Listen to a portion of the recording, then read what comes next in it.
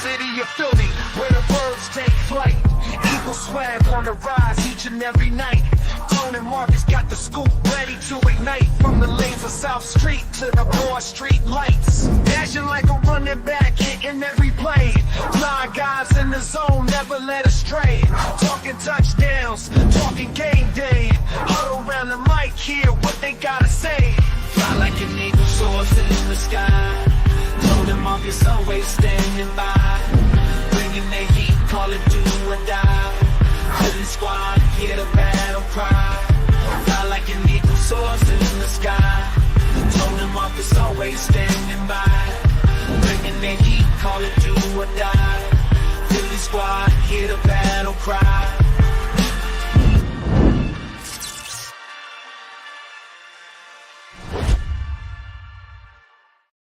It's war time. It's show time. Make sure you guys smash that like button. You guys are tuned in to the Eagles pregame show, a playoff edition featuring my man, Coach Marcus from Pro Fan Talk, and yours truly, Tone DeShields II from Chalk It Up Sports, where no matter if we win or if we lose, we just got to charge it to the game. Y'all know what time it is. Yes, sir. It's time to hunt. We've waited many weeks for this, many moons. 18 weeks. I like to say 22 weeks, 21 weeks if you include the preseason. And we can even take it way beyond that if you want to talk about free agency, if you want to talk about the NFL draft, if you want to get into OTAs and mandatory minicamp and training camp, preseason, regular season. The time for faking is over, Marcus. It's put up or shut up time. We came a long way. You and I have been doing this show every week since the season started. For one, before we get too deep, gotta say I'm excited that we're doing this in a playoff setting. Yes, sir. Super exciting to be here, man. Just give me your overall feeling. Just give me your overall thoughts right now. How you feeling, man? Talk to me. I look back on just all of the conversations we had going back to preseason. Even like the one that always comes to mind is I remember when we first heard about the Zach Bond signing. And we both agreed, like, hey, this guy gonna be special because what I've seen, he looked like he got, lost in the sauce because he had 2 big contracts ahead of him that were playing relatively well. So he just didn't get a chance to shine. But we both agreed, like, this kid might do some things and not just on special teams. Just conversations like that, man, and everything that we've seen, we've talked about, even going back last year, talking about how the disappointment of Nolan Smith. But I remember making a point, like, in camp 2 years ago, not this season, but last season, Nolan Smith was clearly the leader of that rookie group. He was clearly the leader of that group, and it just didn't translate. And now, you done gave him a little bit of time. He done, watched Fletcher Cox for a year, and he picked up some things, got in the weight room. Clearly, he bulked up. So remember his rookie year, shoulder kept popping out, all of that type of stuff. He was losing the battle of physics because he was just not big enough. Got in the weight room, got bigger, kept his speed, and now everything is paying dividends. And then, of course, Zach Bond, Nakobe Dean, and who would have thought Cooper DeJean and Quinyon Mitchell. Props to Slay for playing as well as he is at 34 years old. We complain about, he's always limping off the field every now and then, but when that joker is on the field, he is about business and he is playing up the par. And it to me, it seems like CJ Gardner-Johnson, after him getting kicked out of the game, maybe the light switch has gone off, and maybe he's figured out a way to temper that, that enthusiasm and that antagonistic attitude he has, which is good to a certain degree, but you got to be able to reel it in. And hopefully he learned his lesson, man, because he come back, he get the 2 picks, and lets everybody know he's the leader on that defense, man. He's the leader on that defensive squad, man. So all of the things coming together, and we are where we're supposed to be in the playoffs. This is it. Everybody starts. You get a clean slate. So whatever went down in the regular season has no bearing on what happens today. Because I watched the shows yesterday. I did a video about this, man. Everybody was talking about the Texans was going to get trumped. They was just going to get wrecked. And look what happened. That's why you play the game. I don't know why people said that. I didn't think the disparity in those two teams was drastic in any way. Neither did I.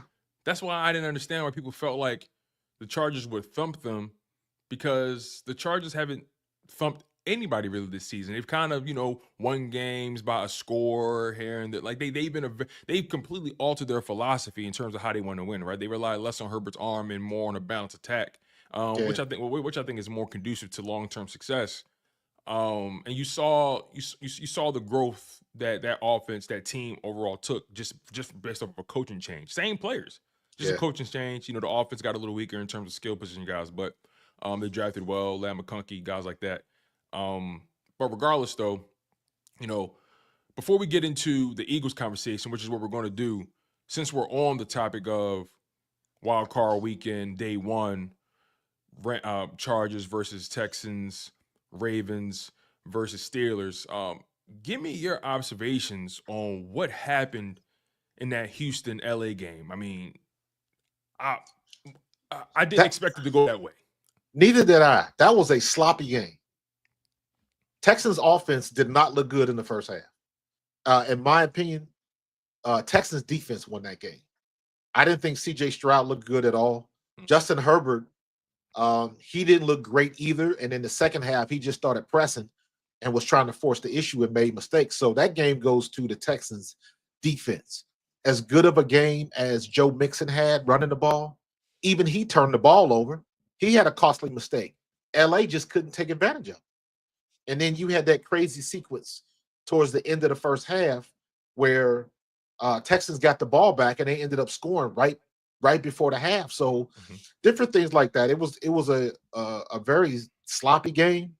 So I didn't, if anything, that lets you look at the Texans defense a little bit, give them they flowers a little bit more as opposed to C.J. Stroud. Because C.J. Stroud, I know his stats look good.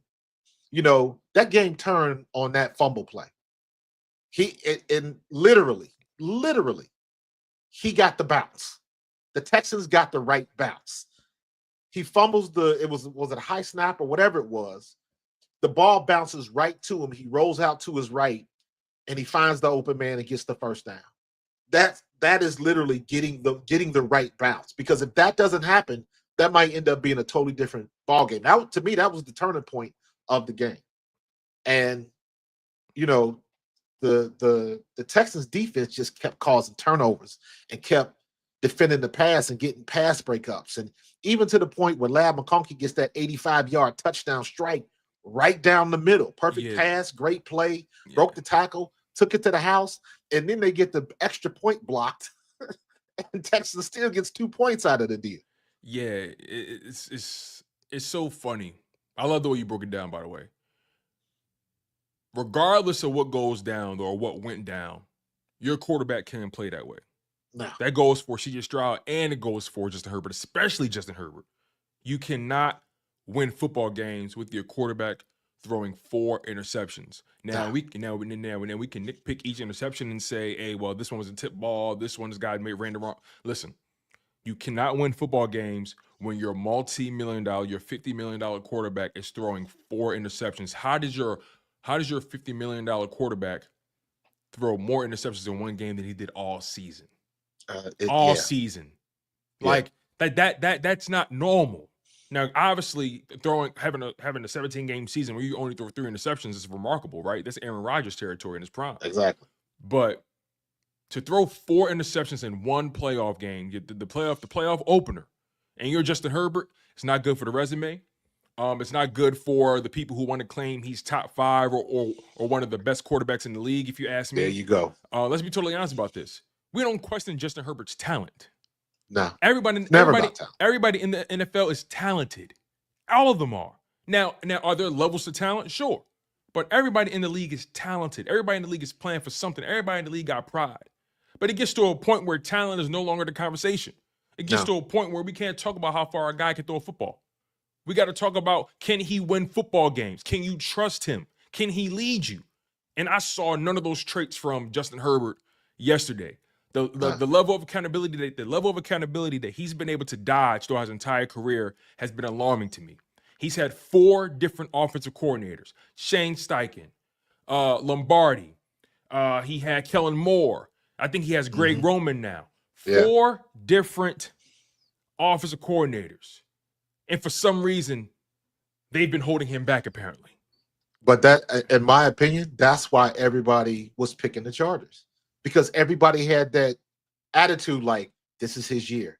This is the year he's going to take the next step. He's only thrown 3 interceptions.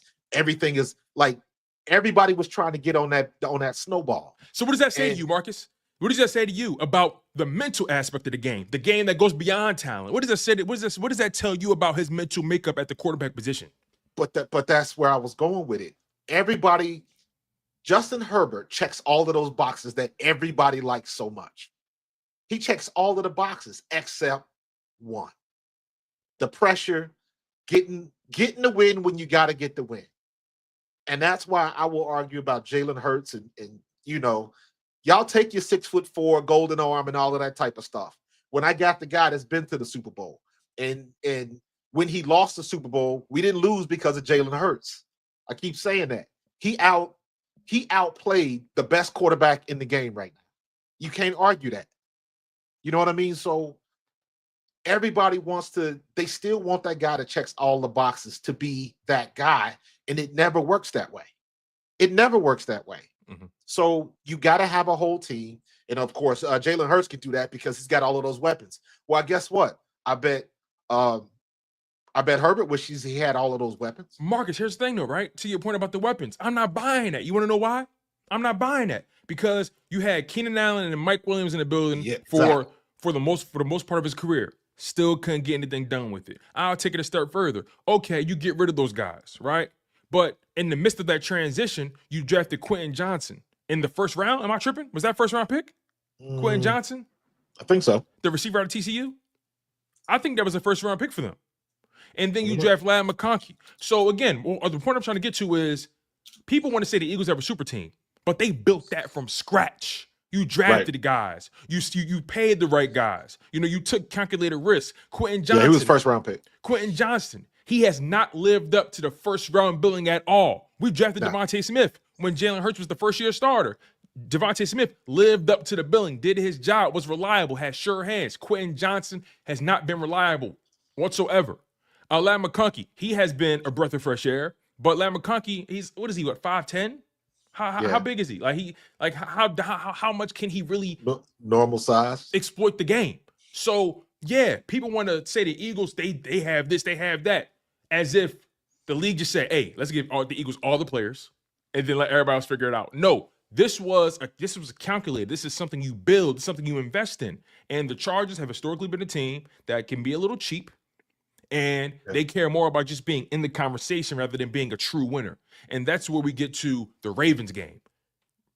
Organization, Baltimore, who really cares about winning, who has always put their money where their mouth is when it comes to paying the quarterback, putting money on defense, doing their best to try to put some pieces around their guys, right? And then Pittsburgh is another storied organization who has a great history, right? But their offense has been anemic for the past several years, and it showed its ugly head in that playoff game. Give me your thoughts on what you saw in the Ravens versus Steelers. The Ravens just they just beat them down. They tried to the Steelers tried to make a comeback, but you just don't have enough in the tank, because at the end of the day, you're gonna hand it off to King Henry, and he's gonna do what he's gonna do what he does and beat you down. But what I thought was very interesting was Lamar Jackson had 80 yards rushing in that game. You could tell, because I remember he made this comment after we beat him when he said there was a couple of opportunities where he should have ran. And it was a series where he had 4 run plays in a row. Now, I don't know if they called that or if he just took it upon himself to take off, but they had no answer for him. None. They had a drive where it was 13 runs in a row and scored a touchdown off of it. 13 runs in a row. And I'm quick to say, remember when the Eagles did that earlier in the season? I think we had 10 in a row, and we ran out the clock and ended up scoring. But the point is, when Lamar Jackson is doing that, to me, that is when he is most dangerous. When he is telling you, I am going to run, because I know I'm the one you can't account for. And even if you do put somebody on the spot me, I'm still gonna get away from it. That's the thing that's scary about Baltimore. And he did not do that when we beat him. And he knew that. So he's got that attitude going into this playoffs, like he's putting it all on his shoulders. And I'm telling you, Baltimore might be in that show because I think Baltimore can beat Buffalo. Yeah. So we'll see what they do, man. But Baltimore looked good. They did look good. Defense was flying around. Look, Lamar was running around everybody, and he was dropping dimes. Yeah. He was dropping dimes, and that's the big thing, man. You talking about a 3-4-headed monster. You know, it's that's scary when Lamar plays like that. And if there is any question who the MVP is now, there shouldn't be one. I like Josh Allen, but nah. Yeah. That's all Lamar. You can't even argue right now. Right, and he did it without his number. He did it without Zay Flowers. Zay Flowers, yep. So you got to put some respect on his name, man. He picked up all that slack. Picked up all of it, and obviously Derrick Henry. I mean, over 150. We had like 180, like 160, something like that. He went crazy. And most of it came in the second half. Most of it came in the second half, and that's the kind of game you want a guy like Saquon Barkley to have, right, for the Philadelphia Eagles. That Greg, what's up? I appreciate you, my brother. For sure. Shout out to that Greg with the $50 super chat, man. We appreciate you, man, for showing mad love on this Eagles game day. Make sure you guys continue to lock in, smash that like button. Make sure you guys are subscribed to Pro Fan Talk. My man, Coach Marcus, does an amazing job covering the Philadelphia Eagles. And make sure you guys subscribe to Chalk It Up Sports, where no matter if we win or if we lose, we just got to charge it to the game. So like I was saying, what Derrick Henry did against the Pittsburgh Steelers, and you kind of saw from the jump that this is going to be a long day for Steelers. I expect nothing less from the Philadelphia Eagles rush attack.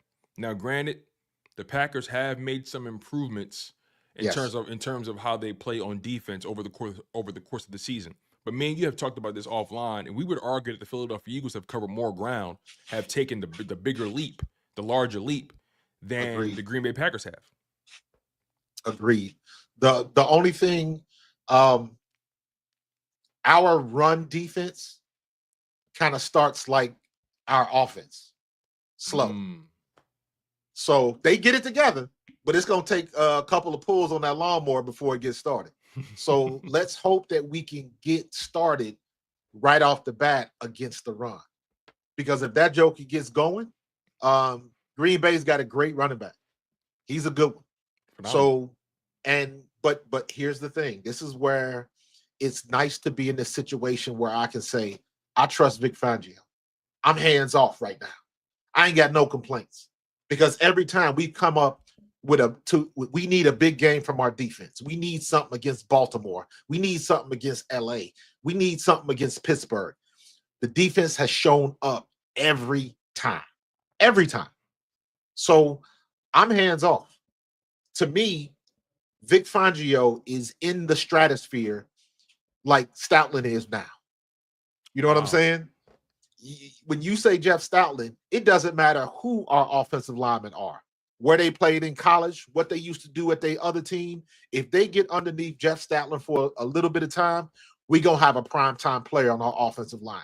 Vic Fangio, to me, is entering into that category because you getting the most out of Jalen Hunt. You getting the most out of Bryce Huff when we were eviscerating Bryce Huff, paying all of that money. And you know what? Just give it time. Let him work his magic. Let him coach the kid for a little bit and see what we come up with.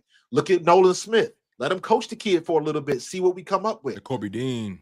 Nakobe Dean.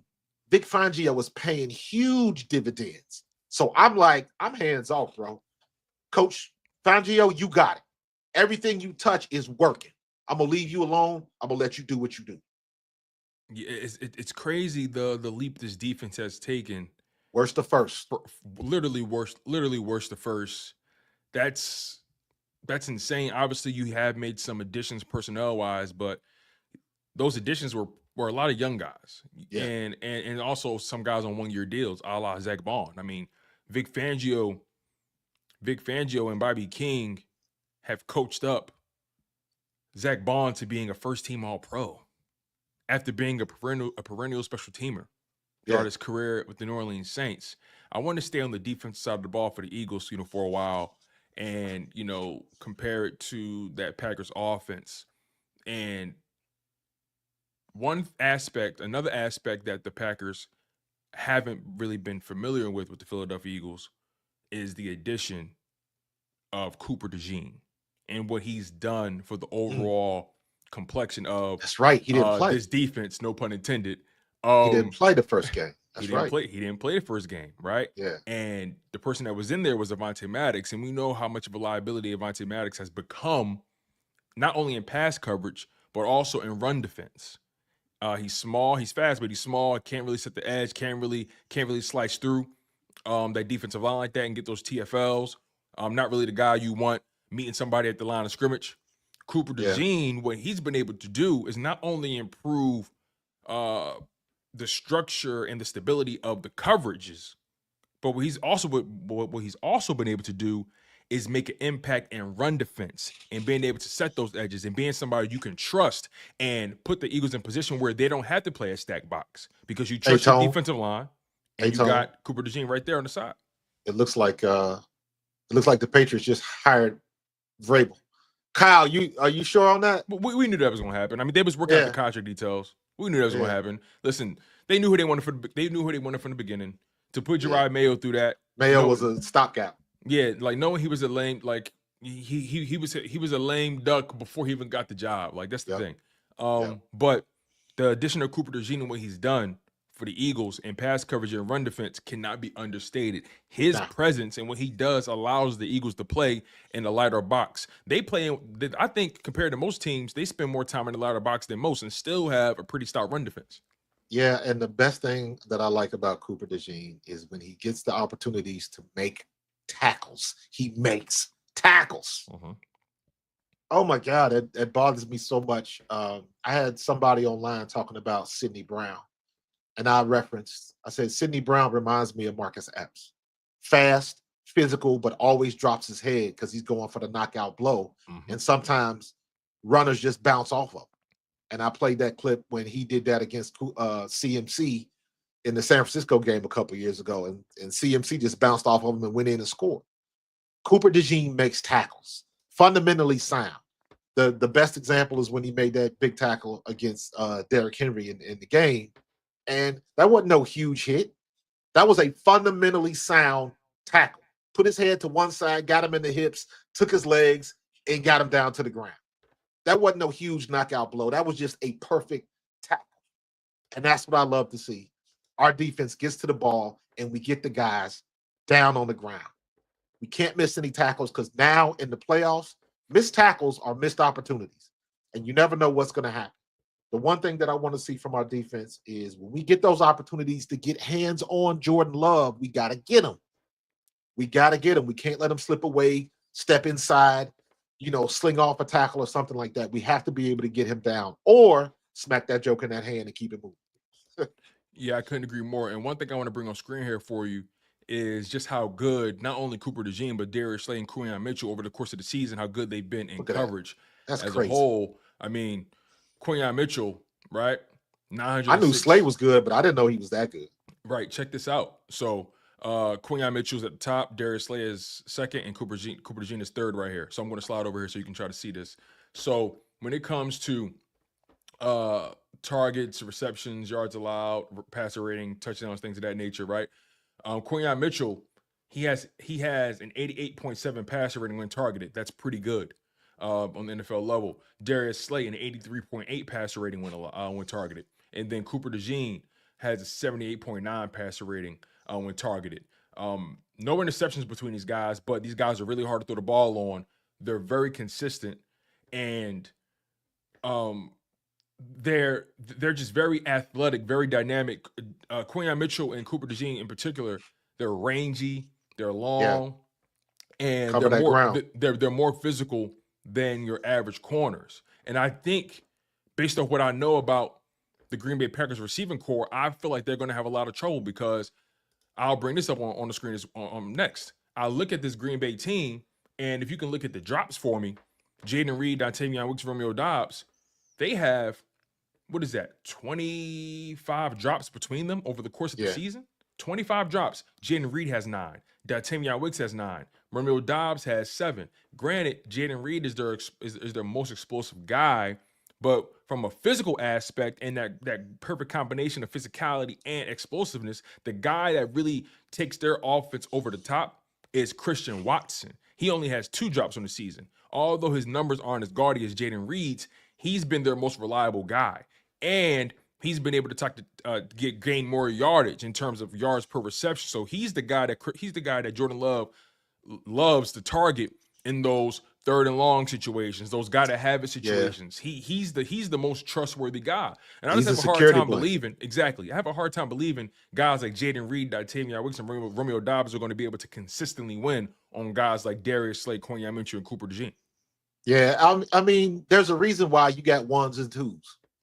There's a clear reason. There's a clear reason why A.J. Brown is our number 1, right? So to your point, like you mentioned earlier, everybody's good in the league, but there is a clear delineation when you got 1s and all pros and pro bowlers and all of that type of stuff. There's a reason why they line up in the depth chart where they are. So we going up against their 2s, and it's very easy to say next man up. But the problem is if your next man is not up to snuff. They might be pretty good, but you can't just be a pretty good wide receiver when you're talking about the playoffs. Any of those other receivers, is that somebody we have to game plan? Not really. Christian Watson is, just like AJ Brown is. We're lucky enough you got to game plan AJ Brown and Devontae Smith and Saquon Barkley. So I look at it from that standpoint of which of those guys over there are the ones that it's going to burn you. And when you take Christian Watson off the field, who's next? And if you can't come up with that name right off the bat, you're not worrying about him like that. You still put your game plan together, but I trust that my DBs, my cornerbacks are better than your wide receivers. Yeah, I would have to agree with that. The closest guy that you remotely have to think about and just keep your eye on is Jaden Reed. I mean, he leads their team in explosive plays of 20 yards or more, 30 yards or more, 40 yards or more, things of that nature. But Christian Watson is a very, very, very close second. Very close second.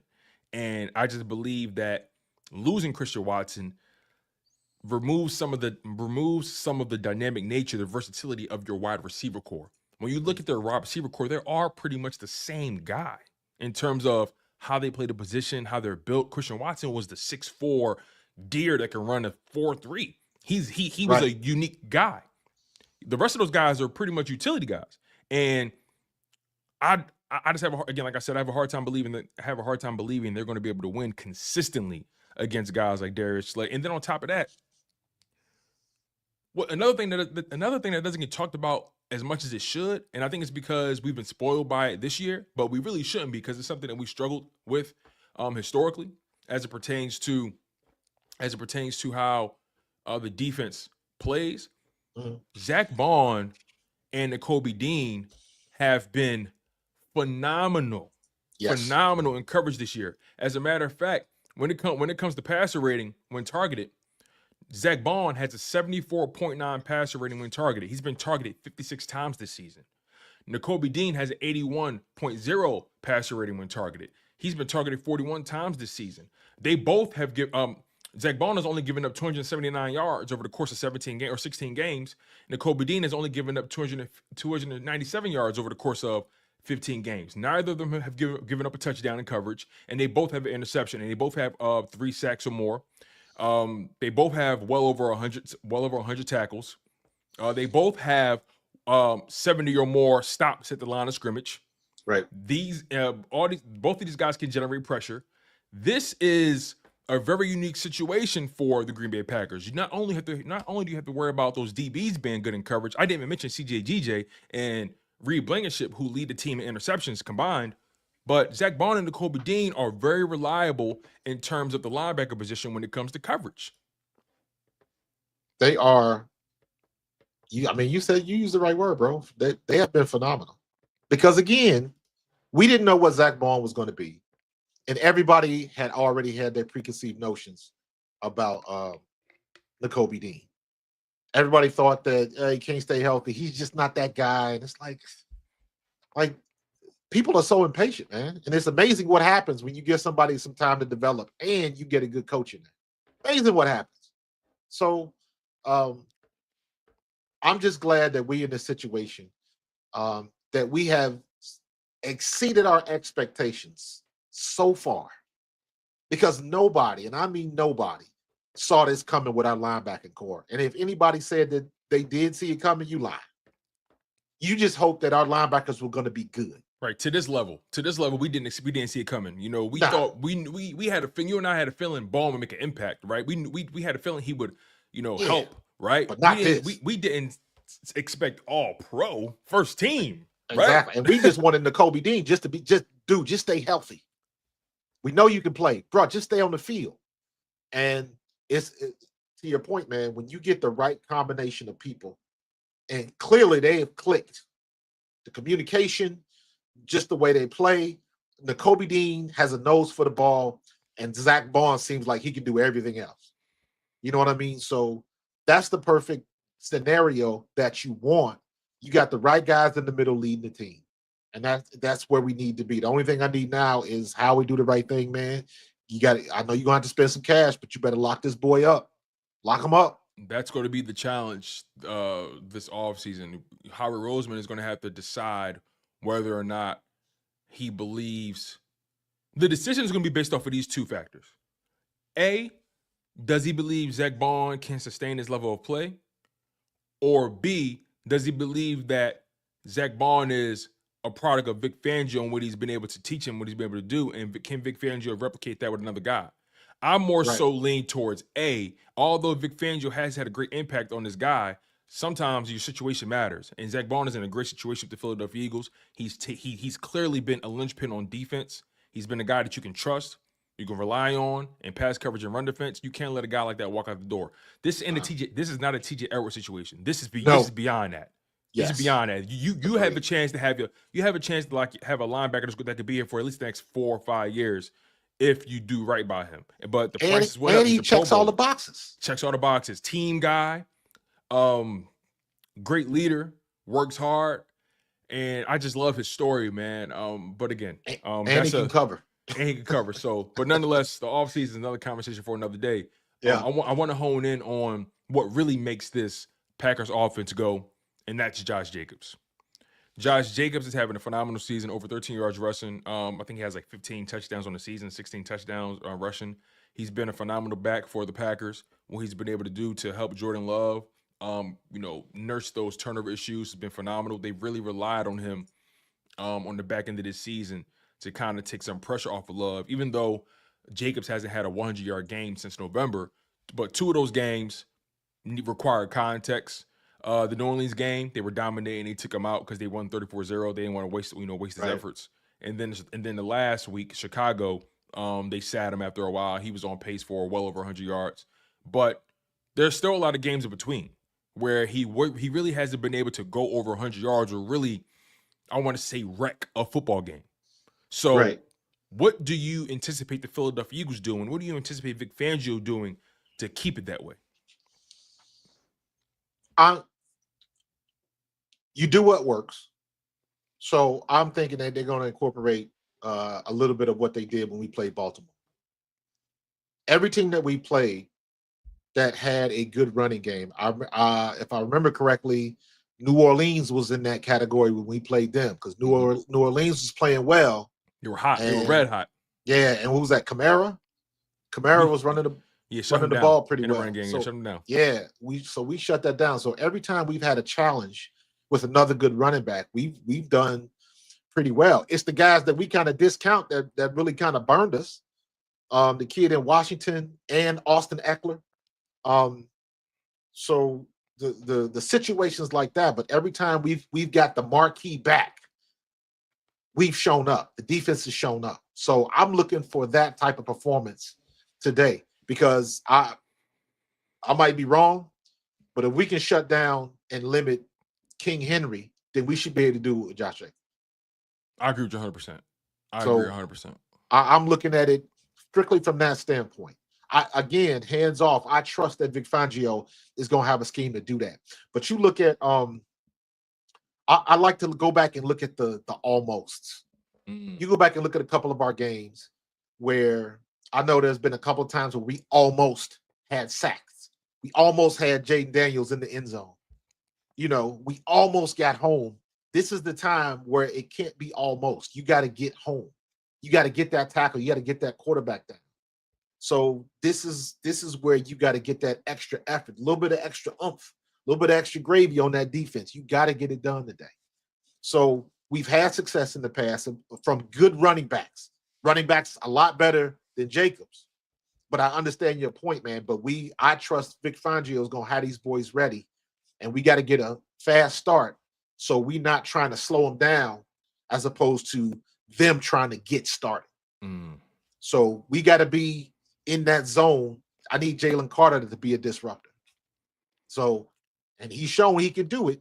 Right. But that's why they play the game. I got to be honest with you, man. I know Jalen Carter is going to show up and do his thing. I fully expect that. But one guy who I believe is going to be the unsung hero of this game, the guy who's going to get the thankless praise, is Jordan Davis.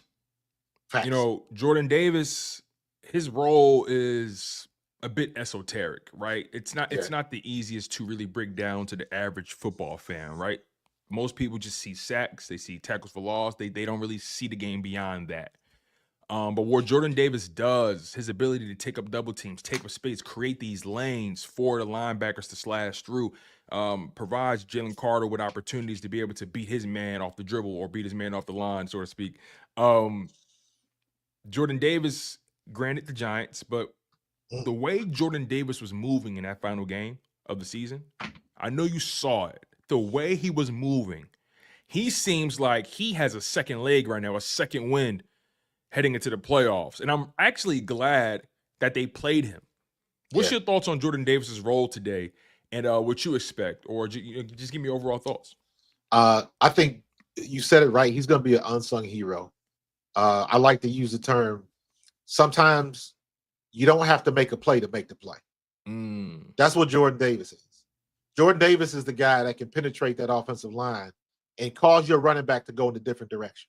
He might not make the tackle, but he's going to cause some type of disruption in the offensive play, which lets somebody else eat.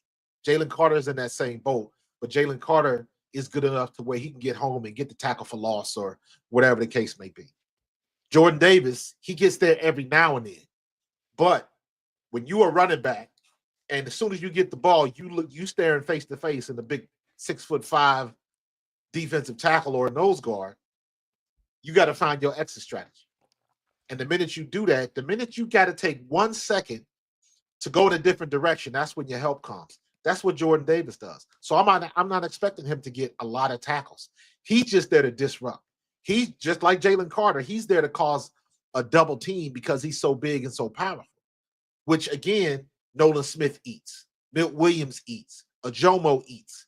Everybody else is going to eat because what they're doing in the middle. So you're not going to see a lot of his stats. They're very deceiving. But the results of the work that he's doing is everybody else on the defensive line is benefiting.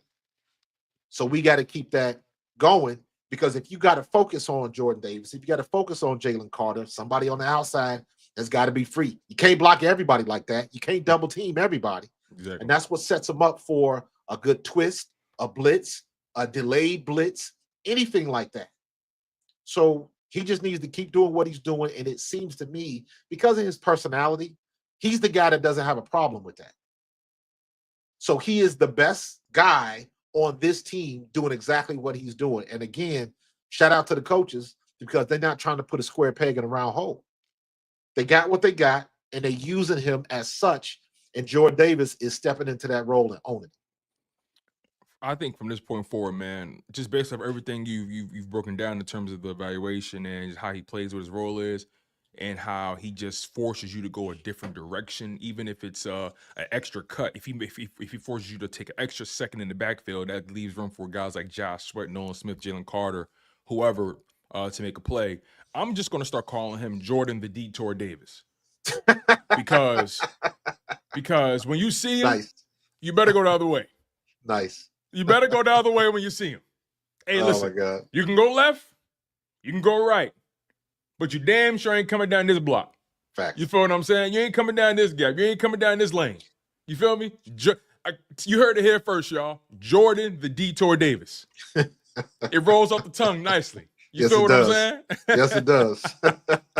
It's my boy. Nice. A lot of people don't like JD. I love JD, man. I love JD. Like I love the guys who are always up against it. What I mean is the narratives around JD and his contributions have always been called into question. But if you really watch what he does and what he provides, it's invaluable. And he's super athletic. He can tackle on open field. You know, Jordan Davis, you know, the way them Georgia boys rally for each other and rally around each other, and they know each other's tendencies. To have Nolan Smith, Jordan Davis, and Jalen Carter on the same D line, they know what each other likes, right? Yeah. Jordan Davis knows what to do he knows what to do to spring Jalen Carter, right? Jordan Davis knows what to do to spring Nolan Smith. Right. You feel what I'm saying? So I think that's something that's gonna be really important in this game. You spoke on getting home in this game and making sure you finish, right? Nolan Smith has stepped up beyond belief. You mentioned how he's bulked up. Josh Sweat, he looks great. I think the overall difference between his defensive line, obviously they're younger because Fletcher Cox isn't there, and you don't have Hassan Reddick. And there were a lot of questions surrounding this defensive line coming into the season, or Brandon Graham. But I think the main difference between last year and this year is the level of conditioning. I have not seen this defensive line look exhausted or look beat at all this season. Like whatever Vic Fangio and Clint Hurt did this offseason to get those guys ready, it's working and it's paying dividends. Jalen Carter has been playing north of 80% of the snaps for this team. I believe he leads all defensive linemen in the league in total snaps played and percentage of snaps played. Yeah, and I remember last season when Seth Joyner had a lot of criticism for him because of his weight. And he said it. He said if he ever decides to lose a little weight and come down, drop about 30 pounds, he's going to be a problem. And that's exactly what's happened. So, again, that's why I say he's figured out his role. He knows what he's supposed to do. And I think a reason why guys like him get ignored is because he's not going to get a bunch of sacks. He's the guy that shows up in film session. That's what it is. He's not going to be on the ESPN highlight. He's not that dude. He's the guy that's going to show up in film session where they going over the play and say, Jordan Davis, great job. Because you did this, this is why Nolan Smith got the sack. This is why you made the delay and Nakobe Dean had an opportunity to come on that twist and make the tackle for a loss. He's that guy. He's the guy that shows up in film session, and most people not going to see that because you only see the interceptions, the sacks. That's all you look at when you're watching broadcast TV. So I'm good with that because to me, that's somebody that you don't really take. It's not like you don't take seriously, but you're not game planning, and you need to. So that's somebody else that teams have to worry about. But again, just like on our offense, on our defense, you have to pick your poison. Is it Jalen Carter? Is it Nolan Smith? Okay, well, now you got Big Jordan Davis, and you got to figure out what to do with him. Then you got Milt Williams. So there's options. Very deep. And that's where you want to be because pick your poison means wherever you decide to attack, there's somebody else coming from another direction that you have to pay attention to. And again, you can't block everybody. You can't take care of everybody and everything. So eventually the law of averages say something's going to give. But when you're in the playoffs, whatever that something is, you got to be able to take advantage of, a la drop picks, missed sacks, things like that. We're not talking about shooting ourselves in the foot with penalties or something like that. We're talking about having a legit opportunity for a sack, for a pick, for a pass breakup, whatever the situation is. And then you got to go with it, and you got to make it happen. That's what you need in the playoffs. That's what stood out about that Texans defense, right? When they had the opportunity to take the ball away, they took it. And that goes a long way, especially when you're trying to win a football game and it's a game of inches already. So who was that? Kwame Lassiter? Stingley had 2 of them. Stingley had 2 of them, but Kwame Lassiter had a great game last night. Yeah, for sure. Just an overall good performance by them, and that's the kind of thing you want to see from the Eagles defense.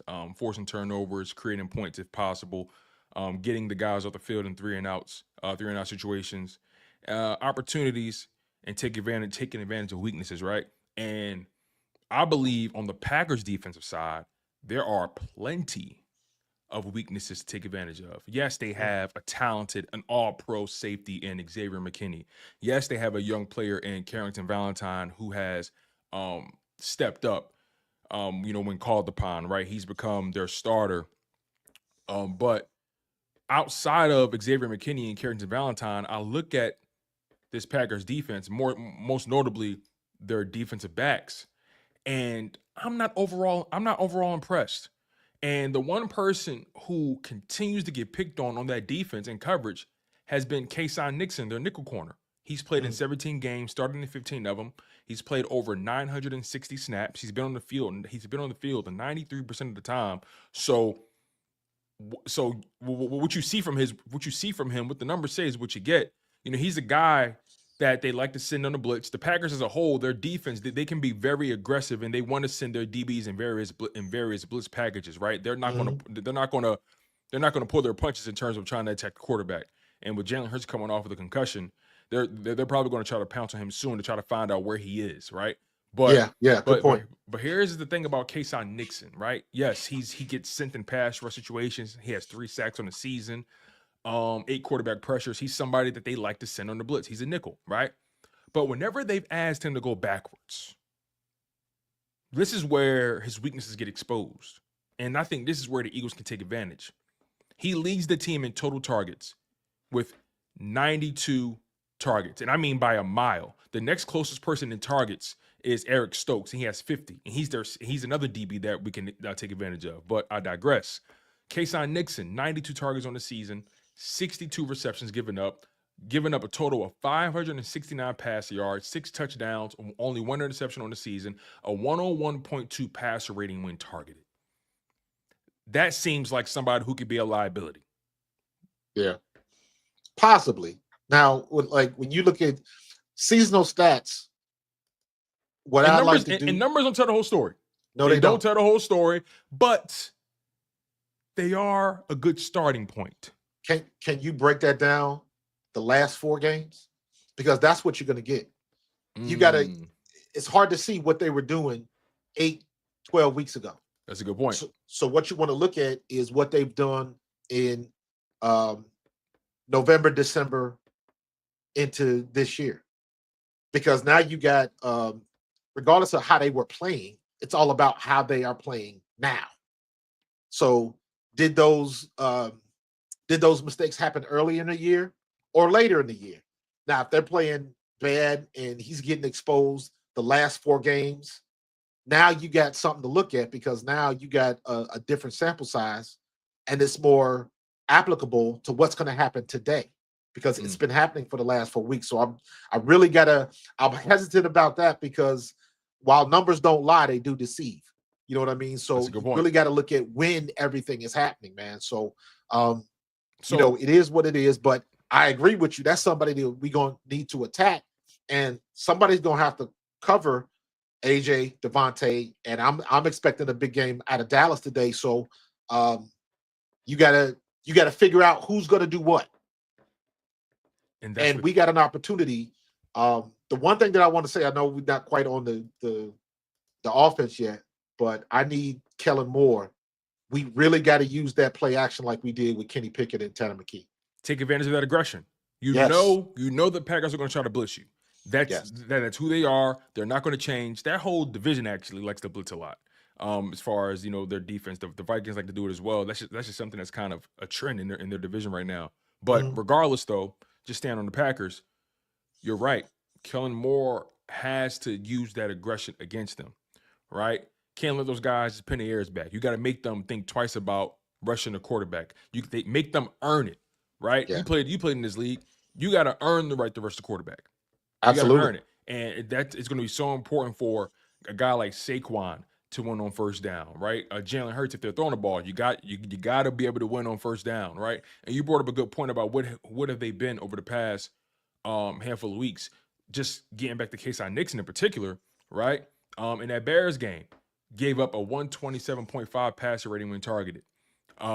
Vikings, a 91.3 passer rating when targeted. Saints, 42.4, really good, but the Saints had no quarterback, obviously.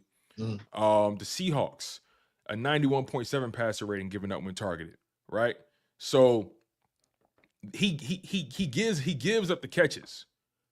Yeah. And he gets targeted a lot. I don't think it's a mistake that he leads his team in targets by 40 targets. The next closest guy is 50, and Eric Stokes, who's somebody who has been very inconsistent for their team. He's filling in for an injured Jair Alexander. Eric Stokes is athletic. He has speed, but he's not consistent in coverage. And right. they had Jair Alexander in the first game, right?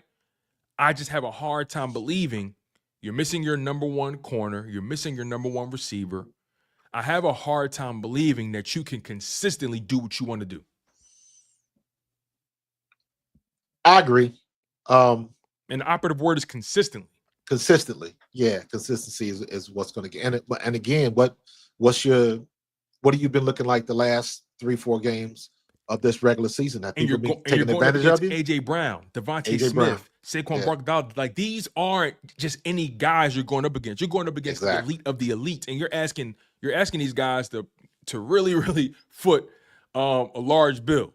You know what I'm saying? And trust me, this the kind of game. This is the playoffs, baby. You can't run off on this check. You can't run off on this tab. You got to pay the price. Yeah, this is it, man. We're gonna see who wants to play and who want to make business decisions. Because that's what it's gonna come down to, man. And I've seen enough from Kellen Moore. I've seen enough from Vic Fangio to know they have what it takes because we've done it before, especially in big games. I think the biggest key is are they going to run Jalen Hurts? I hope so. The only thing Jalen Hurts needs to do different is he needs to get his ass down and slide. That's Simple it. Simple as that. Bruh, walk your ass across the street to Citizens Bank Park, talk to Trey Turner, and learn how to do the smoothest slide in the MLB. That's all you got to do. You got somebody in-house that can show you how to do that. If he doesn't, if he doesn't go head first in the Washington game, we don't have any problems. There's no concussion. Saquon gets about 250 that game. He doesn't need a game 17 to break the record. It's already broken. Like, there are so many dominoes that could have fallen if Jalen Hurts would have stayed in that game. But that leads me to the point about I want to see Jalen Hurts run in this game because they're going to try to load the box to stop Saquon. They're going to do the same things, and they are going to be set up for the RPO or for Jalen just to pull it and go around the outside. So I want to see what Kellen Moore is really going to do, because like now, dude, this is what it comes down to for Kellen Moore. Regardless of what you did during the regular season, have you opened up that playbook any to show some guys some stuff that they haven't seen all year? That's where you get the advantage on offense. They know what we're going to do, but are we going to show them something different that they haven't seen? So we'll see. Yeah, I couldn't agree more. And it's funny, right? You know, Green Bay's defense, don't get me wrong, their total defense, right? You know, 19.9 points per game given up on the season. That's ranked 6th in the league. They're 6th in the league in yards given up. That's with 314.5. They're 6th in the league in opponent points per play. They're 5th in the league in opponent yards per play. They're ranked 12th in the league in terms of opponent third down conversion, so they're kind of middle of the pack, just above average with that. Opponent fourth down conversion, they're ranked 20th in the league. You can convert on fourth down on them. Their red zone defense is the weakness of their defense, right? They're ranked 20th in the league. They're giving up red zone touchdowns 60% of the time, right? Yeah, but juxtapose that against our red zone offense. What is our percentage in the red zone? That's a very good point. So you gotta look at that too. The Eagles' red zone offense is ranked 13th. They convert 57.35% of the time. Yeah. See, it's gotten better towards the end of the year, because the beginning of the year, we were struggling. That's a good point. And here's the thing about their points per game that's interesting to me. You mentioned who are they given the situation, right? The past few weeks. You can take it a step further. Who are they on the road and whatever it may be, right? I want to show you something that's very interesting. I'll bring it up on screen here. So this is the NFL rankings for team opponent points per game given up, right? The Eagles lead the league with 17.8. The Green Bay is ranked 6th with 19.9. Not the greatest disparity. Both teams can keep points off the board for the most part, right? But this is where things get interesting in my humble opinion. The Philadelphia Eagles, when they're at home, they hold teams to 16 points per game. Green Bay, when they're on the road, that 19.9 jumps to 23.4 when they're on the road. Yeah. That tells me that defense does not travel. Now, that's a touchdown disparity. In the NFL, we know what a touchdown can do. You feel what I'm saying? So, again, I'm not saying Green Bay's defense is awful, but I believe they have holes that they've been able to mask by forcing a ton of turnovers, winning the turnover differential. And I believe that if you keep them on the field, their weaknesses are just going to gradually become more and more exposed. And to take it a step further with their defense, again, overall defensive numbers, very, very good, right? Top 10 for sure, top 6, right? But then you get to their rush defense, which is very, very good right now. They're holding teams to 4 yards per attempt. That's their 3rd in the league. They're top 6 in opponent rush yards per game. They only give up 99.4. They've stepped up on that end, right? Yeah. I will give them credit for that. But this is where it gets really interesting. Their pass defense. Opponent pass completions given up per game, 67.43. That's 25th in the league. Jalen Hurts is completing his passes 68% of the time. 68% of the time with A.J. Brown and Devontae Smith for those guys. You take it a step further. Opponent yards per pass. The opponent is averaging 7 yards per pass. That's 13th in the league. That's about middle of the pack, just above average. And then opponent pass yards per game, they're giving up 215, which is 13th in the league as well. So I look at this defense and I say, again, you have stepped up in run defense, but your pass defense can be had in various areas. You are allowing quarterbacks to complete their passes at a pretty high rate in comparison to the Philadelphia Eagles. So this is something that we're going to have to watch when it comes to this Packers defense. I'm telling you right now, they are a top 10 defense, but I think there are holes there. What's your thoughts on that? Listen, we've come up against this before. The game plan for me is still the same. You're going to run Saquon, get him outside, hopefully, stretch the defense out, and we've had a lot of success in running tempo. And I think that's the best way to get Jalen started. And for God's sakes, man, start the game off hitting A.J. Brown on the damn slant, period. He's going to break a tackle. He's going to make some things happen. Just get in a rhythm quickly. So you can poke holes, because I'm sure everybody that's creating Green Bay content is saying the same thing about us. Of course. You know what I mean? So at the end of the day, I keep it very simple. Right. Can our playmakers beat your playmakers? And I think they can. Not saying that the other guys get paid too, but if I'm gonna pick a team, if I want to pick an all-pro team, we got more players like that than you do. So I'm expecting my playmakers to make plays. I'm expecting Saquon to do Saquon things. You got a good running back. We got the best running back. You got a good quarterback. We got a better quarterback that's been battle-tested in the playoffs and been to a Super Bowl. That's a good point. Right? We got AJ. We got 2 top-tier receivers. Yours is hurt.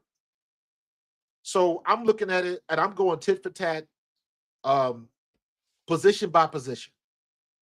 We've got more health, more playmakers, more experience for this playoff run. Leave the X's and O's out of it. I'm just looking at playmakers and our expectations, and I think we win that battle. Obviously, you got to play the game, and obviously, as long as we don't do nothing stupid with stupid penalties and just different things like that, but and of course health. But if we line it up and match it up, you can't tell me that the Packers are better than us. And that's where I leave it. And the way we've been playing the last 4 weeks, what it matters, this is our new level of consistency. Whatever we've been doing for the past 4 weeks, because you already know that if Jalen Hurts had been turning the ball over, or if AJ Brown was dropping passes, or if Slay was getting burnt, that's the new reality that you live in. And our defense has been the best in the league. Our offense, backups included, have been phenomenal. So I'm leaving it right there. And just based on that alone, I don't see, if we play up to our potential, do what we're supposed to do. No competition. No competition. There's no reason why Green Bay should beat us. I agree with you. And you're right. When you just get away from the numbers, because ultimately you can make any numbers bend to your favor.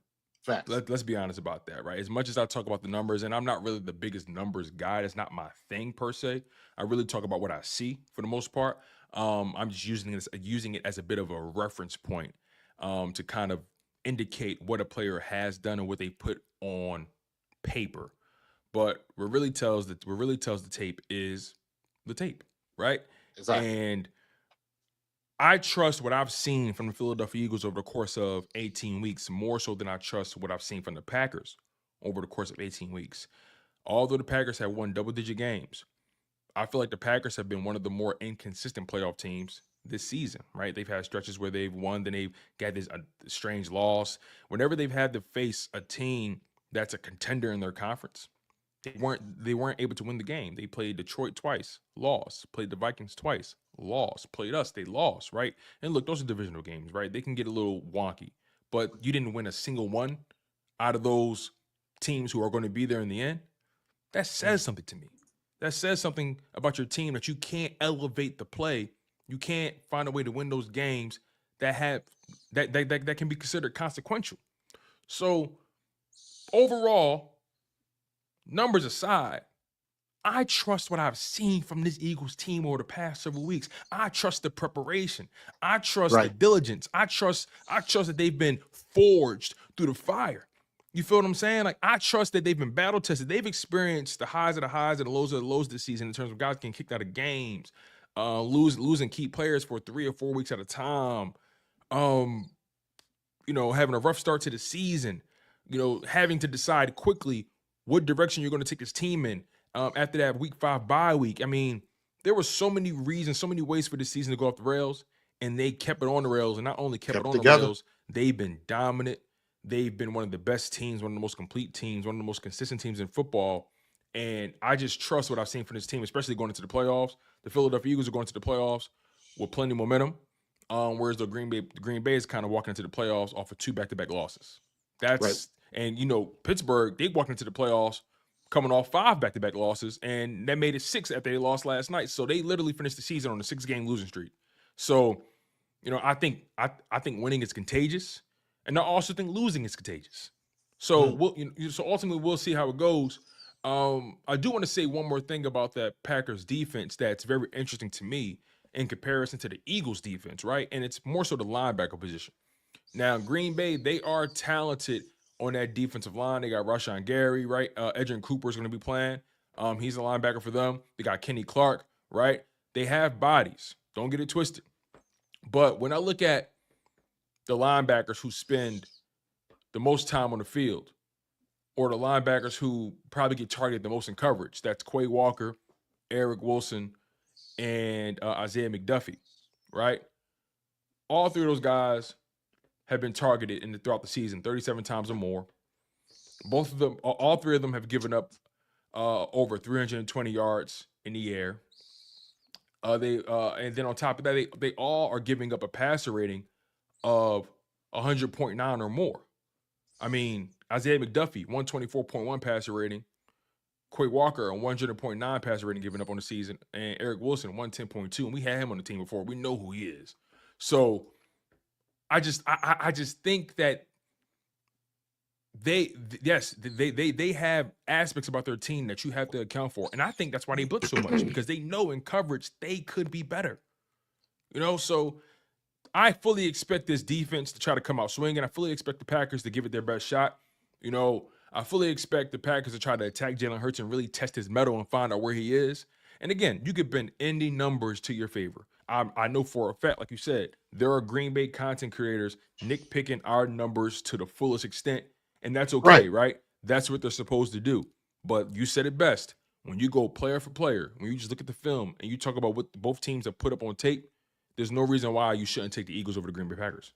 Yeah, and even like looking at the injuries, Quay Walker, he's not 100% because he had an ankle issue. Evan Williams got a quad issue. TJ Slayton, defensive line, Brendan Cox, they got foot and ankle injuries. So they're not 100%. When you get dinged up and stuff like that, yes, you're playing, you're going to play, but this goes back to the whole rest thing. This is why it comes into play. So, and the one thing, I was watching film on a couple of Green Bay's games. Quay Walker is very aggressive to the point where he over pursues. So he can get got. It's funny that you mentioned him because I wrote notes on him when I was watching. Dang it, my notebook's halfway across the room. Hold on. You're fine. Take your time. You're fine. For the record, you guys, Quay Walker, again, he's given up 100.9 passer rating when targeted. 43 targets on the season for Quay Walker, 36 catches given up, 353 total yards allowed. He's been on the field 88.9% of the time when available. And they use him a lot in pass rush situations. He has 66 pass rush attempts. He has 2.5 sacks on the season, 12 quarterback pressures. He has an 18.2% success rate in terms of pressures. Yeah. So, like, some of my notes are, number one, got to get outside. We do have the opportunity to get Saquon outside the tackles. And I'm not talking about you try to give him the ball off tackle, he bounces outside. Let's pitch him outside or sweep him outside. That's number one. Quay Walker definitely over pursues. I wrote it down. He over pursues a little bit. And you got some defensive things like when it's third and short, fourth and short, for whatever reason, a lot of times Green Bay will jump into a single high safety look. They'll go in a single high look and then drop that linebacker at the last minute when they see something different. So they trying to disguise it to make it look like single high and drop back to. Does this fall in line with what S. Blunt is saying right here? What you said about them being a single high look sometimes? Yeah. Yeah. Because if they're gonna show that single high look, that means they got that safety up there just in case to support the run, almost like a run blitz. Yeah. And then what you do is you take that half a second, and then they're trying to make their reads. Are they looking at are they looking at one of the guards? If a guard pulls, that probably means it's going to be a run play. And for the record, as Blunt is saying here, for those of you who are listening, as Blunt, our viewer here, one of our most trusted viewers, he says they will force Hurts to beat them.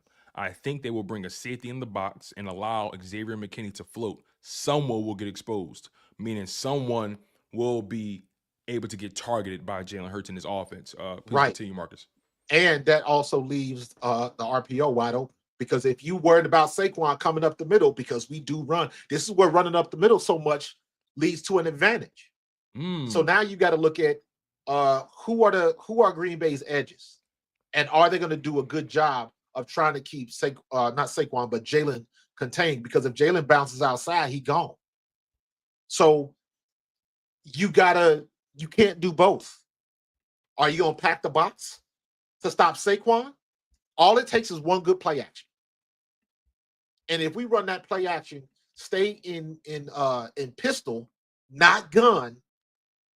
So if they bring a safety in the box or their linebackers, with the difference when you're running from pistol, you got to go downhill. Saquon has to carry out the fake downhill, and it forces the linebackers or that extra safety to step up. All it does is that one step up, one step creates 3 yards of space on the field. And that makes that zone behind the linebackers a little bit bigger, and you got some opening to put the ball right over the top in the middle. That's where Devontae and AJ come into play. You talking about those 5 to 10 yard in routes or the slant routes, 7 yard slant in right behind the linebackers, right in that zone. That's where you have to make that stuff happen. So yes, they can try to stack the box to make Jalen beat them, but Jalen has already shown that he can do that. They can go back and look at the first game we played them in Brazil. So that wasn't a Saquon game. That was a Jalen Hurts throwing the ball game. So is Jalen going to be rusty with the timing and all of that type of stuff? Possibly, but that leads into what I said. The Kellen Moore's got to start like a clock offense, like hurry up offense right off the bat. Let me ask you a Get in question. rhythm, get them warmed up. Let's go. Let's stay there for a second. I'm glad you said that.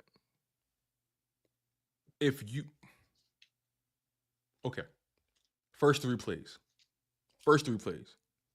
What are they? Run, pass, pass, pass, run, pass, pass, pass, pass. What do you predict those first three plays are going to be for the Eagles? Let me just tell you what I would want to see. Okay. Saquon, slant, Goddard. Saquon, play number 1, off tackle, zone read. Play action, or no, quick slant to AJ. Number 2. Number 3, play action, Goddard drags across the middle, should be wide open. That's what I want to see. I want to see what the defense is going to do. You can tell in the first series what the defense has been working on. No, I like that a lot because if Saquon going outside, you have to follow that. Exactly. You got to follow that. The first time Saquon gets the ball, try to watch what the linebackers do. Okay. That'll tell you everything you need to know. Because if the linebackers are hauling ass to try to cut off the corner, that means play action should kill them all game because they've been focusing on Saquon. Okay. So you want to stop that? That means you letting something go on the other side. So you got to pick. This is this is what it means when you got to pick your poison. If you picking Saquon to stop, go ahead and do that. Because Dallas Goedert's sneaking right under the middle. Because it's not just one linebacker that's flowing. Both of them are flowing. So who's covering? So you got to think of those. That's the chess match. And I think we have the advantage because everything is going to gear around what they're doing with Saquon. So I want to see what those linebackers and what that defense does to stop Saquon. That's going to tell you a lot because it's going to let you know right off the bat, what are we going to get away with? Because if they're selling out to keep Saquon from beating them, something's got to give on the other side. Play action should kill them. And it can't be play action from the gun. It's got to be play action from pistol, literally where Jalen is sticking that ball out. The minute you stick that ball out, everybody's flying. Everybody's flying. I don't care how good of a defense you got. That is instinctual. See ball, get ball. That's why I love ace formation and pistol formation as opposed to gun formation. Because gun, the linebackers really don't see anything. And a lot of times the instinct will overtake what your rules are. If you're trying to support the run, you really just kind of looking at the guards and the tackles to see what they do. If somebody's pulling, there's probably a run going in that direction. But when linebackers see that ball out, there's the ball, got to go get it. Forget what my rule was. So you have a better chance of doing that and getting them off balance so where they don't know what's going. And then they pull the ball, Jalen runs around the corner. Then they pull the ball, Jalen stops, pops it to AJ, Devontae, or Dallas. Then they didn't pull the ball. They handed it off. Now Saquon's going around the corner. Or did he cut it back? Or did he go up the middle? That's the chess match. But that first series is going to tell you what Green Bay has been working on all week. Yeah, I couldn't agree with you more. I'm looking at their RPO and play action pass numbers here. Says here, the Eagles off the RPO, they ran 98 RPO plays, gained 829 yards off of it. Out of those 98 RPO plays, 64 were pass attempts, 32 were rush attempts. And as far as the play action goes, they've had 70 play action attempts on the season with Jalen Hurts. and he's thrown for 631 yards off the play action alone. So I think that's something they have to incorporate in this game plan. We've seen what play action looks like with Jalen Hurts under center. It's a really hard thing to defend when you got a guy like Saquon Barkley in the backfield that you have to game plan for. So I couldn't agree with you more.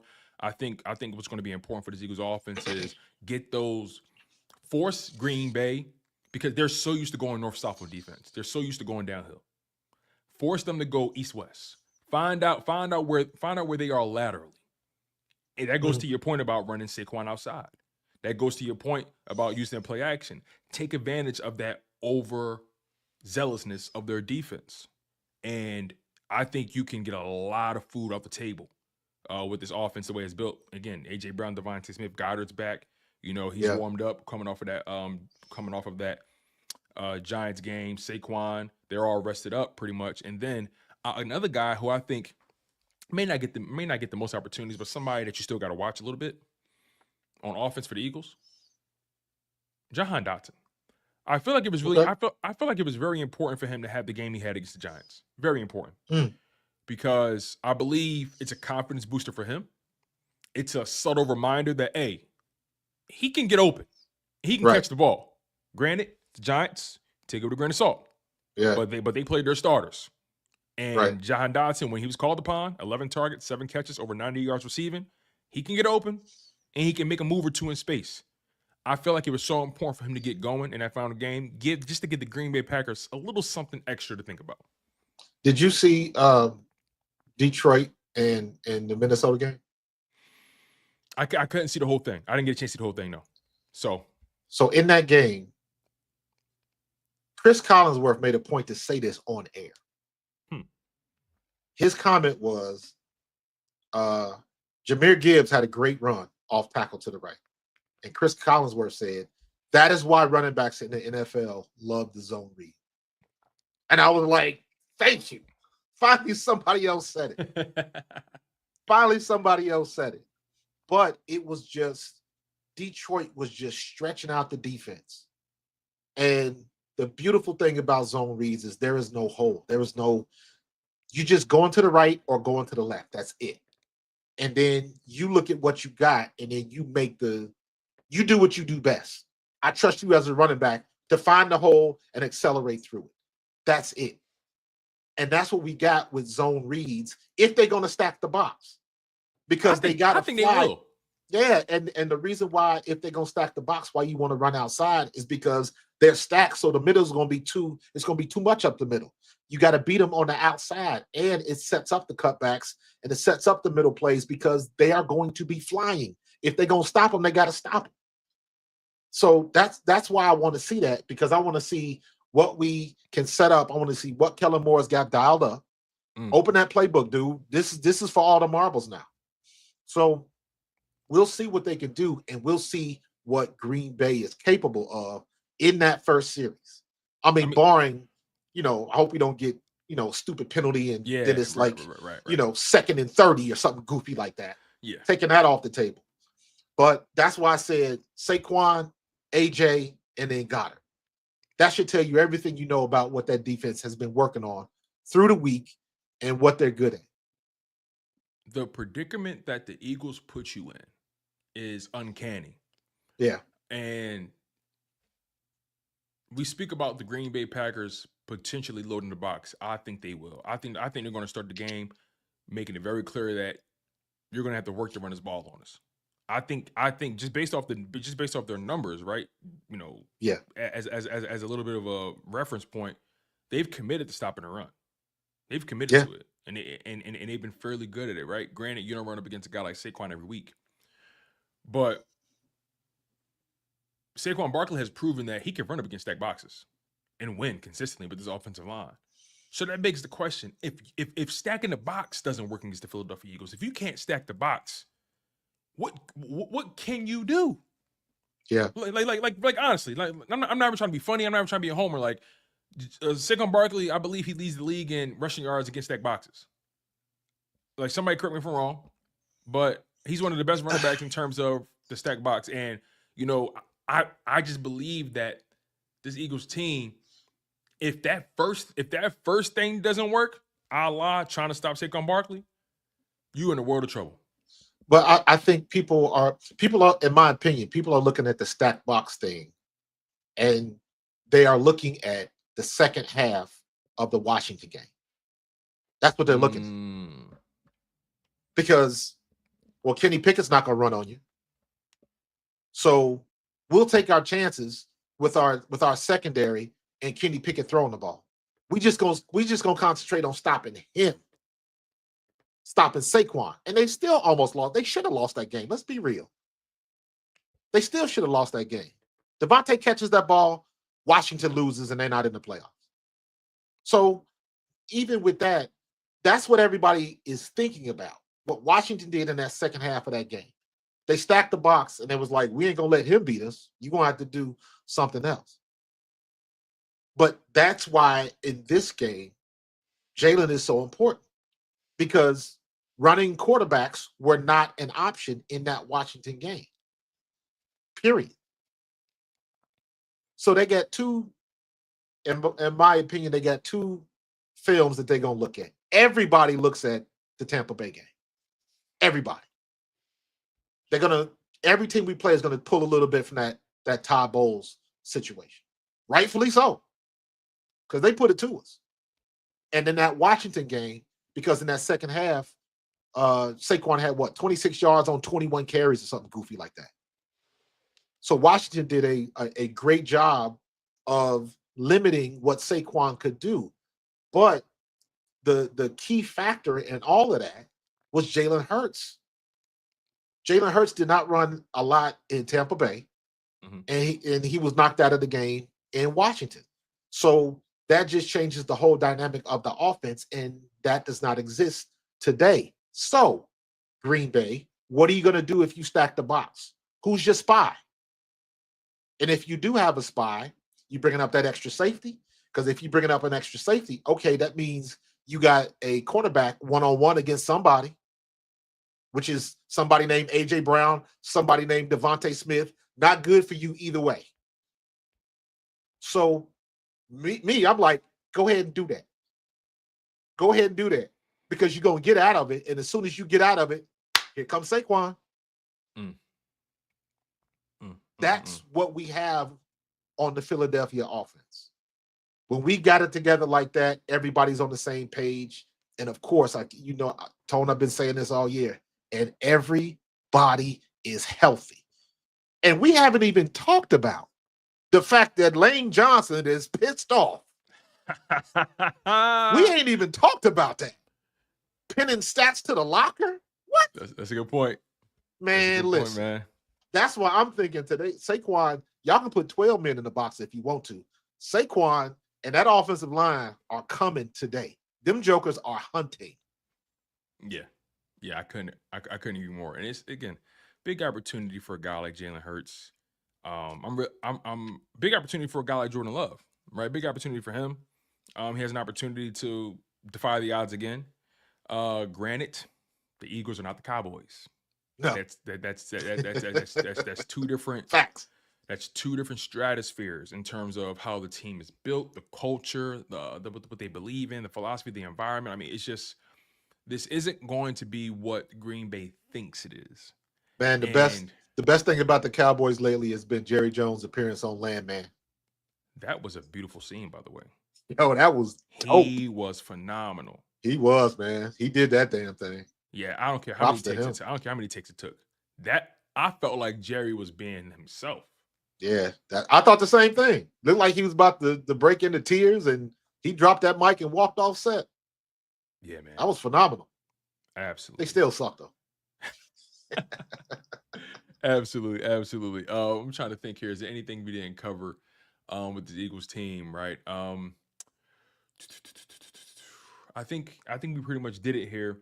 Obviously. One more I'm sorry. thing. Is there anything you want to cover in particular? I'm just going over my notes again from when I watched some film. A lot of times they like to do the on 1st and 10, they'll go a single high look. Try to pay attention to Xavier McKinney lining up 8 yards off the ball, especially on the tight end side or the strong side. Then that's what I was saying. They line up in single high. If he's 8 yards off the ball, he's got a tendency to bail out. Now they back in cover 2. And they do that specifically just to make Jalen think it's one thing, and then they drop back and hopefully he'll throw the ball into coverage because he didn't see it there before. Different things like that, man. So we got an opportunity, man. We just got to take advantage of every situation that we have today. No excuses. Yeah. No excuses. I'll tell anybody, man, if the Green Bay beats us, Green Bay fans, make sure you come on my stream after the show and talk your talk. Please do. Because that's the way it goes. I live for it. We win or lose, I live for it. My man S. Blunt, our guy S. Blunt, brought up the special teams factor, which is very important, obviously. Yes. Jake Elliott has been inconsistent. Let's call it what it is. Mid at best. He's been very mid. He's only made one kick of 50 yards or more on the season. And it's windy today. And he hasn't really been somebody that you can rely on, unfortunately. I don't know what that's about. This is obviously a career worse for him. I don't know if he has the yips. I don't know what it is, but I think it starts with him doing kickoffs, because Braden Mann, as of late, hasn't really been reliable in kickoffs. They've either been out of bounds or short. I think Jake Elliott is better served doing kickoffs for obvious reasons, right? And also, I think it helps keep that leg warm. Absolutely. As far as, kicking those long distance field goals. I just think the moment he stopped doing the kickoffs, that's when things went haywire. I thought this is the first season Brandon Mann's been doing kickoffs, if I'm not mistaken. And every time Jake Elliott has done them, he hasn't missed. So I think that's something to keep in mind here. I do think the Eagles win this game by more than a touchdown, but regardless, though, that is something that's going to be something you don't want to be a problem going forward. I agree. You got to get all phases, offense, defense, and special teams. And special teams has been the bugaboo almost all year, man. I mean, even going back to that nasty taste in our mouth from the Super Bowl, that was a special teams difference. They don't get that stupid punt return. I like our gunners, though. I like our gunners. Yeah, I'm the smartest thing we did. Like when we played Dallas, it's like it's funny. All game I'm like, do not kick the ball to Kevon Turpin. Do not kick the ball to Turpin. Please don't kick the ball. And guess who's doing the kickoffs? Guess who's doing them? Jake Elliott. Exactly. They had him kicking off that game. Yeah. And the one time it actually was almost cost us. And it wasn't like it was a short one. It was in the end zone. He just decided to take one out. He's that good. He took it like to the 50 or the 40 yards. So he's an all-pro on special teams for a reason. So I just think that, Jake Elliott, don't give them any extra opportunities to do something with the ball. Yeah, how about this? Let's not need a field goal outside of 20 yards. How about that? Absolutely. Whenever we get in the red zone, let's just get in the end zone. How about that? Let's do that. So obviously easier said than done. So we'll see. Q. I go Q interception. AJ Jones with the super chat. He says Dotson, TD, or Q interception. I think I would put my money on a Q interception more so than a Dotson touchdown. Yeah. And we're going to get into our bold predictions later on for sure.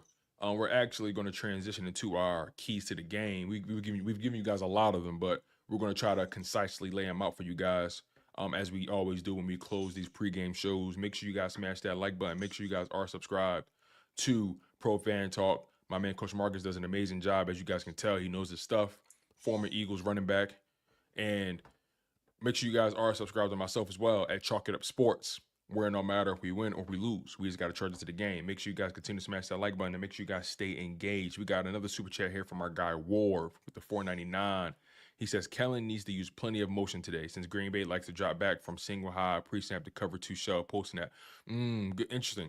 That's what I was saying. Yeah, and also, one thing that we saw in that Steelers game in particular, we saw Jalen in a lot of empty sets, and it forces the defense to expose what their intentions are earlier than what they want to do. Yeah. And then that's when that's where it comes into play. Where you really want to see what Jalen is going to call as far as audibles and hot routes. Because if they do come out with an empty set, they're going to show their hand.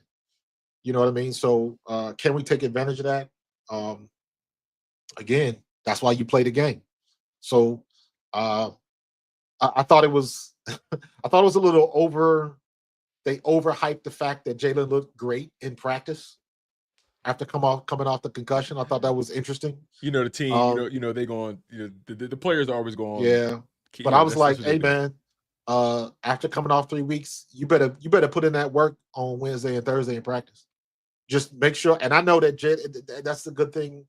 Jalen Hurts is that guy to do that, to put in the extra time, the extra work. And who knows what he was doing that we didn't see. Right, that he's not able to talk about, right? Because when you're in protocols, you're not allowed to do certain things. He didn't go to practice in concussion protocol. Does that mean he wasn't practicing? Mental reps.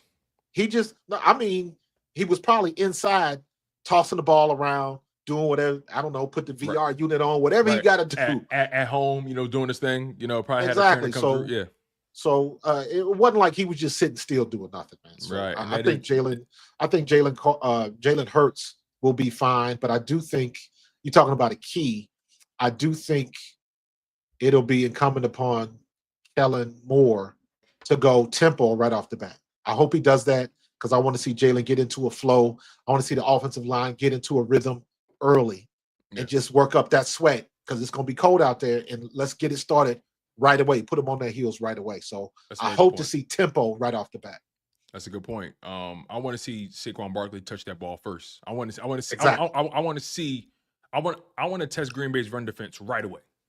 Right away. Yes. I want to test their lateral speed, like you said, an off ball run. Like I want to see you run outside. You know what I mean? I want to see Saquon touch that rock first, and if he can, and Saquon, the way he plays, he can crack one on you if you're not, Absolutely. if you're not careful. So I think because of what Saquon provides to the game, he forces teams to overcommit. He makes them nervous. He forces you to really dedicate a lot of your time planning for what he can do in this game. And you mentioned earlier about how not having Jalen Hurts in that Washington game really exposed his value. I think it's so funny how when Jalen Hurts is hurt, no pun intended, they love to say, man, Jalen Hurts, like that running game just is the same without Jalen Hurts, right? Like what he provides, gives Saquon Barkley so much space and room to do his job, and he just opens things up for that offense, right? But then when he plays, he's holding them back. He's the weakest link. Anybody can run that offense. It's really fascinating how people love to stand on both sides of the street. And where I'm from, you can't be on both sides of the street, man. You better pick a side. Man, it's been like that since day one. It's been like that since he was drafted. It got worse after the Todd Bowles game, his rookie year. Mm-hmm. It is what it is. All I know is all them quarterbacks that y'all want and that y'all like, how many of them have actually been to a Super Bowl? How many have actually been to the playoffs every year they was in the NFL? Mm-hmm. Not all of them. And y'all still keep moving the goalpost. So keep moving it. And we keep winning. It is what it is. If you're going to be mad by yourself. Hey, like my girl Dory said on Finding Nemo, just keep swimming, just keep swimming. Make sure you guys smash that like button. You guys are tuned into your Eagles pregame show. Make sure you guys subscribe to Pro Fan Talk. Coach Marcus does amazing work. And make sure you guys subscribe to Chalk It Up Sports, where no matter if we win or if we lose, we just got to charge it to the game. Let's get to our keys to the game, Marcus. So, offense, defense, we've said a lot, but let's try to consolidate our opinions here on how we think this thing should go. What are your keys to the game for the Philadelphia Eagles on offense and defense? If the Philadelphia Eagles win this game, why will they win it? They will win it because Jalen Hurts is going to continue to run the ball today, and he is going to be hitting his targets with AJ, Dallas, and Devontae. So I think Green Bay, I agree that they're going to probably try to not sell out, but they're going to have a good portion of their energy reserves trying to stop Saquon Barkley. And I think Jalen is going to win that game over the top, very similar to what he did in the first game. I think this is all on Jalen Hurts. This is playoff football. This is what we expect from our star players. This is what we expect from our franchise quarterback. Absolutely. And defensively? Defensively, Jalen Carter, I want him to be a beast today. I want Jalen Carter to be a beast. Him and Jordan Davis, I want them to wreck shop, and let's see if we can keep Jacobs under 50. Because we've done it before against better backs than him. So Why should I expect anything different? There's a reason why we're the number one defense in the league. Let's just play up to our expectations. That's it. Right. And Nick Sirianni said it. Ain't nothing changed. Do what Nothing you normally changed. would do. Don't do nothing more. Nothing. Do what you normally do. See.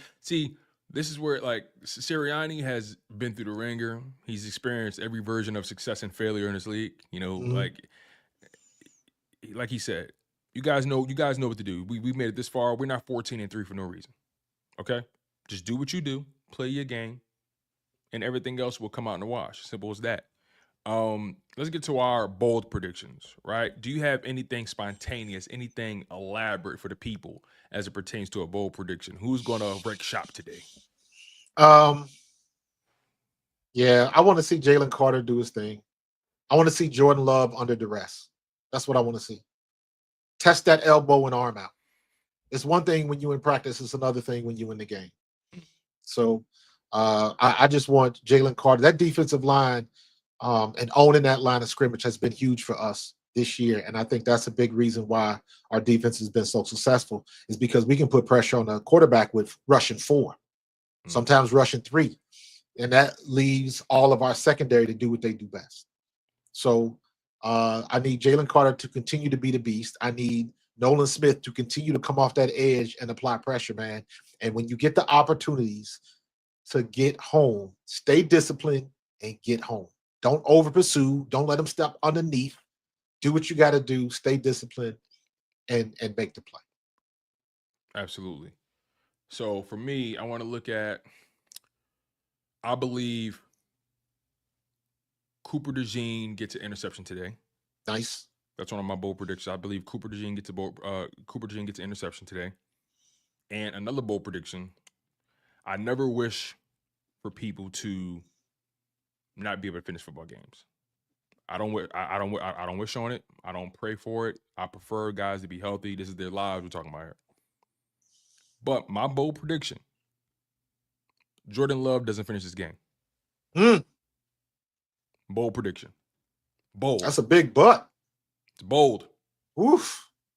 That might be the boldest I've said all year. Wow. Jordan Love doesn't finish this game. I didn't see that coming. Okay. Neither did I. Off the hip. Pow. Off the hip, brother. You know what I mean?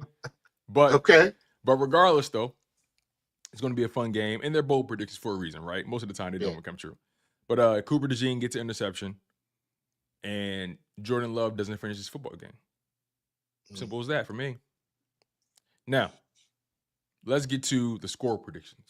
And these are always something I kind of just feel out as the conversation goes. So, do you have a score prediction for us today? 34-21. 34-21 Birds. Okay. I like that score. I like that. 34-21. I'm going to say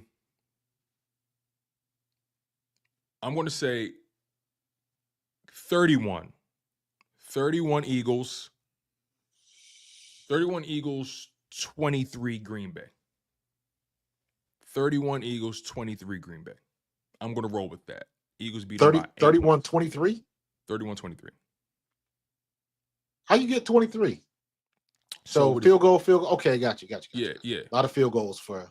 Yeah, that's 2 touchdowns and that's 3 field goals. Well, I mean, it's supposed to be gusty today.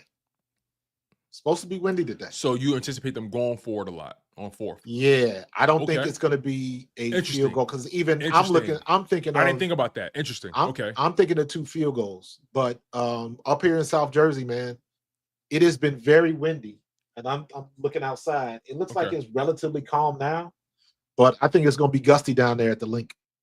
So we'll see. Interesting. I didn't think about that. I didn't think about the win.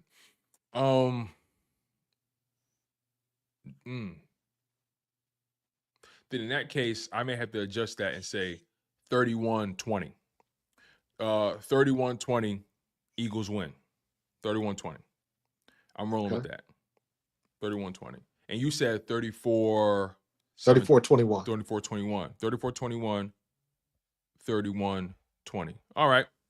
There you have it, Eagles fans. There you have it. There you have it. Make sure you guys smash that like button. Make sure you guys are subscribed to Pro Fan Talk and subscribe to Chalk It Up Sports. Man, this has been a hell of a show. and there's nobody I would rather knock this out the park with. You know, Marcus, you've been phenomenal to me. You've been phenomenal just throughout the season, and I love and respect your football mind, your football acumen, man. 3 more shows, bro. 3 more shows. 3 more shows. 3 more shows, baby. baby. Gotta get 3 more shows, bro. 4 more. 4 more. 4 more. We need 4 more of them things. You feel what I'm saying? More. So it's gonna be super exciting.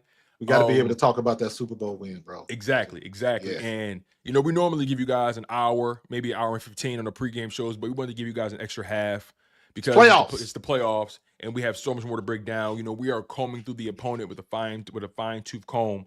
And we couldn't do without you guys. We are grateful for our Eagles fans. We are grateful for the opposition as well. We're grateful for the Green Bay fans as well for showing love here. No matter if they agree or disagree with the takes, they still hang out. And I think that's pretty cool. So shout out to the Green Bay fans. Also shout out to the Commanders fans who always hang out here and support the show. Regardless, man, it's football. We all love it with our hearts. And we love to talk our trash as long as we keep it within the white lines. And it's straight like that. Any final words, Marcus, before we go? Nah, man, it's time to hunt, man. All of the talking is over with. Now you get on the field and you see what's what. This is why you play the game. All of them fan bases and all of them media heads that talked all of that shit. A lot of them aren't here, but we are. So let's make the most of it. And on that note, Marcus, play that song, man. Yes, sir.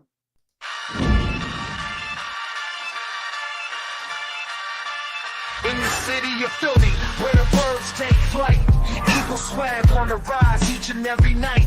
Tone and Marcus got the scoop ready to ignite. From the lanes of South Street to the Broad Street lights. Dashing like a running back, hitting every play. 9 guys in the zone, never led astray. Talking touchdowns, talking game day. Huddle around the mic, hear what they gotta say. Fly like an eagle soars in the sky. Tone and Marcus always standing by.